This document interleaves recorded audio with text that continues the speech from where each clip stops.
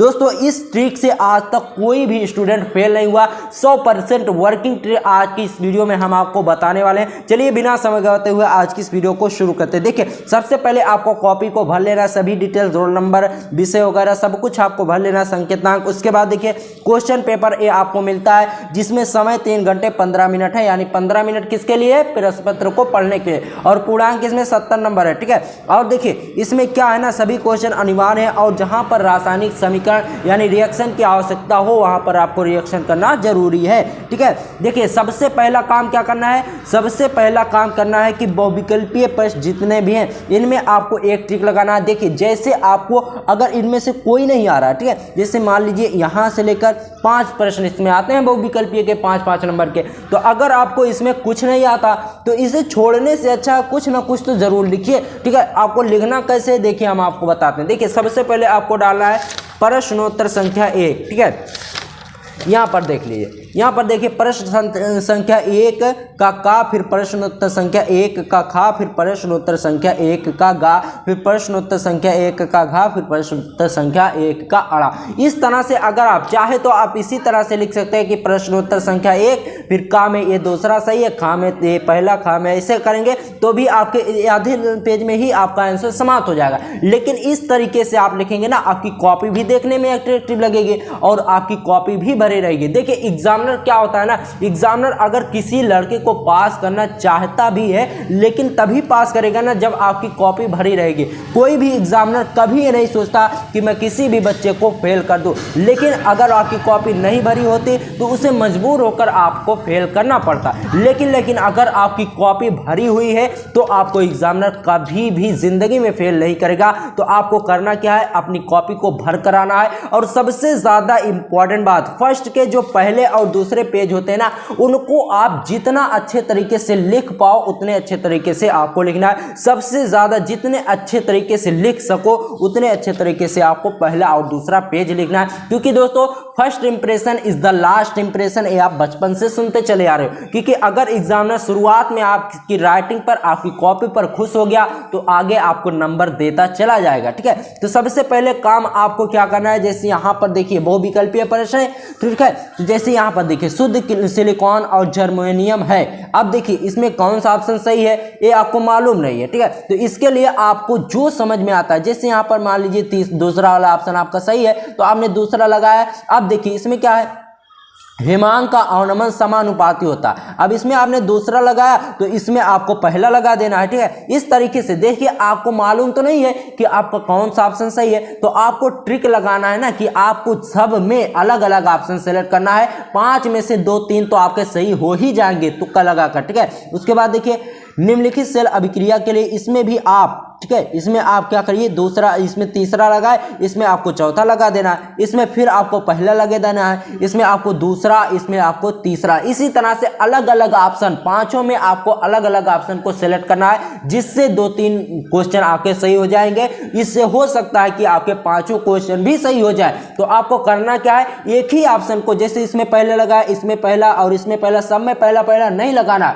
हर question में अलग अलग ऑप्शन को आपको सिलेक्ट करना। ये हो गए बहुविकल्पीय के 5 नंबर ट्रिक से आपको इस तरह से ले लेने हैं। उसके बाद देखिए यहाँ पर दूसरे प्रश्न में गा वाले में क्या है, साम्य स्थिरांक की गणना नरनष्ट समीकरण की सहायता से ज्ञात कीजिए। अब अगर आपको ये समझ में नहीं आ रहा, ठीक है, यहाँ पर क्या है नरनष्ट समीकरण, अगर आप इसके बारे में जानते हो तो इसके बारे में लिख दो। 2 नंबर का है, आधा नंबर तो मिलना ही मिलना है। और उसके बाद देखिए सत्यापन करें कि प्रथम कोटि की अभिक्रिया को 99.9% अभिक्रिया पूर्ण होने में लगा समय अर्ध क्रिया को पूर्ण होने में लगा समय का 10 गुना होता है। यानी आपको इसमें सिद्ध करना। तो अगर आपको इसमें भी नहीं आता, कुछ नहीं समझ में आता, तो प्रथम कोटि की अभिक्रिया के बारे में लिख दो, इसमें भी आपको नंबर कुछ ना कुछ तो जरूर मिलेगा। ठीक है, उसके बाद देखिए नॉर्मलता एवं मोलरता के बारे में लिख दो अगर कुछ नहीं आता। और इसमें देखिए इसमें क्या है, क्रोमेट आयन एवं डाइक्रोमेट आयन के संरचना सूत्र लिखिए। तो आपको क्रोमेट आयन और डाइक्रोमेट आयन का सूत्र लिख देना है यहाँ पर। उसके बाद देखिए आगे देखिए वैद्युत कण संचलन, इसको आपको कैसे लिखना है, ये टिप्पणी वाला जो है ना, इसको आपको बहुत ही अच्छे तरीके से लिखना है। उसके बाद देखिए अगर आपको टिप्पणी वाला पूछ लिया ना तो इस तरीके से आपको लिखना। प्रश्नोत्तर संख्या 5 का आप डालेंगे, जैसे यहाँ पर देखिए प्रश्नोत्तर संख्या 5 का एक गा वाला है, ठीक है। तो सबसे पहले बरावनी गति अगर आप लिखेंगे ना तो सबसे पहले प्रश्नोत्तर संख्या को बहुत ही अच्छे तरीके से आपको इस तरीके से डाल देना है। उसके बाद बरावनी गति इस तरीके से हेडिंग डालना है। जितना अच्छा आप लिख सको उतना अच्छा लिखने की कोशिश करो, ठीक है। बरावनी गति इसके अंतर्गत आपको लिखना है कोलाइडी कणों की टेढ़ी मेढ़ी गति ही बरावनी गति कहलाती है। यानी जब कोलाइडी जो कण होते हैं वह टेढ़े मेढ़े चलते हैं तो यही घटना क्या कहलाती है, बरावनी गति कहलाती है। सिंपल सा है, बरावनी गति यानी टेढ़ी मेढ़ी गति, ठीक है। उसके बाद देखिए प्रश्नोत्तर संख्या 5 का गा वाला, इसमें भी आपका आता है चौथा दूसरा पॉइंट है टिंडल प्रभाव। इसको भी सेम इसी तरह से देखिए, आपको लाइनिंग आपको ज़्यादा सटा कर नहीं लिखना। जैसे आपके एक पेज में ना अगर छोटे छोटे एक नंबर के क्वेश्चन है तो 2 ही क्वेश्चन लिखो, ऐसा नहीं एक ही क्वेश्चन लिखोगे तो सादा पेज आपका छूट जाएगा। तो आपको सादा पेज नहीं छोड़ना, जैसे आधे पेज में आपको इतना लिखना, उसके बाद 3 से 4-5 लाइन आपको छोड़कर अगला क्वेश्चन का आंसर लिखना है। इस तरीके से आप लिखेंगे तो एग्जामिनर बहुत ही खुश होगा और आपको अच्छे नंबरों से पास करेगा, ठीक है।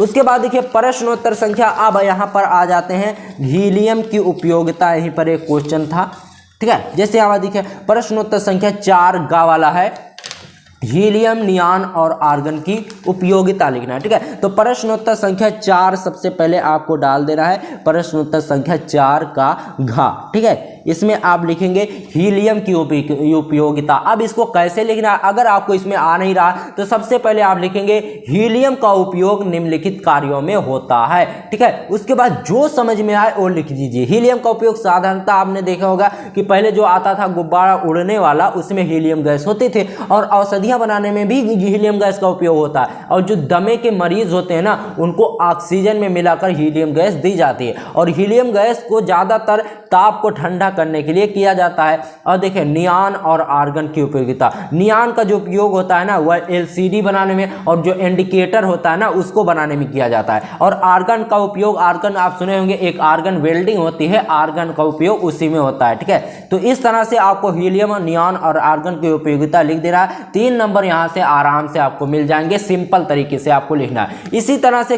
सारे क्वेश्चन आपको ट्रिक की मदद से कर देना है। जैसे यहाँ पर देखिए न्यूमेरिकल है, न्यूमेरिकल की हमने ट्रिक आपको बताई थी, अगर आपने वीडियो देखी होगी तो आप अच्छे तरीके से कर ले जाओगे।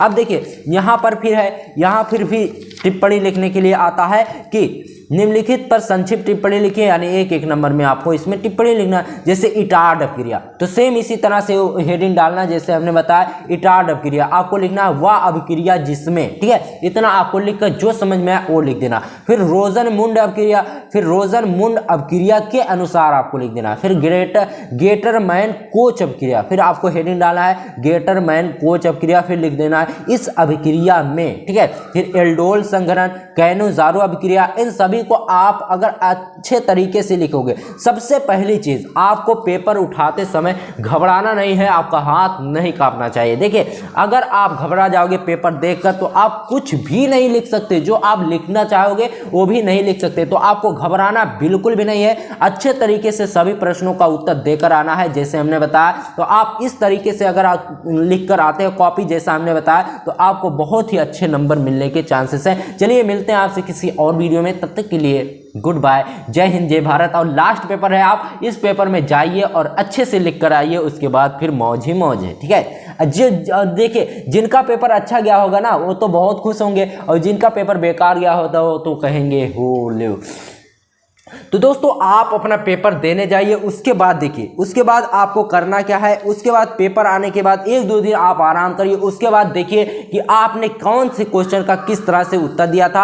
अगर आपका बोर्ड एग्जाम खराब जाता है तो भी देखिए आगे चलकर भी आपको इसी से रिलेटेड पढ़ाई करनी है। जो भी कमियां आपके इस बोर्ड एग्जाम में हुई उसे आप पूरा कर सकते हो इस बचे हुए 2-3 महीने में, ठीक है। तो चलिए मिलते हैं आपसे किसी और वीडियो में, तब तक के लिए गुड बाय, जय हिंद जय भारत।